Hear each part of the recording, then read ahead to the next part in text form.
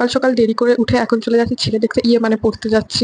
গিয়ে দেখলাম আমি চোখে চশমা পরিনি, তাই জন্য আমি আজকে ছেলে দেখতে পারলাম না। চোখ পিট করছিলাম, একটা ছেলে ভেবেছে আমি তাকে চোখ মারছি, তাই জন্য সে আমাকে রাইট দিয়ে দিল। তারপরে একটা সানফাক্ট ভিডিও করে নিলাম। বাড়ি এসে মনে পড়লো, ও মাই গড, আমি তো ভারতনাট্যম ডান্স আছে, ভাত আর তেল ছাড়া পানি। হ্যাঁ, আমি তেল ছাড়াই খাবার খাই। ভিতরের আর্টিস্ট জেগে উঠলো। একটু এক্স এর জন্য কাঁদতে কাঁদতে ঘুমিয়ে গেছিলাম। ওটস আর দই গিললাম, কারণ ওটা যা বিস্বাদ ওটাকে খাওয়া বলে না, ওটাকে গেলাই বলে। পরে মনে পড়লো আমি তো সবকিছুতেই অ্যাভারেজ, তাই জন্য আবার বই খুলে বসে পড়লাম। যে এই জিনিসটাই আমি টাকা উড়িয়েছি সেই জিনিসটা চলে এলো, এন্ড এটা কিছু লোকের মেন্টালিটির থেকে অনেক বড়। পর আবার মা থাপ্পড় মেরে পড়তে বসিয়ে দিল।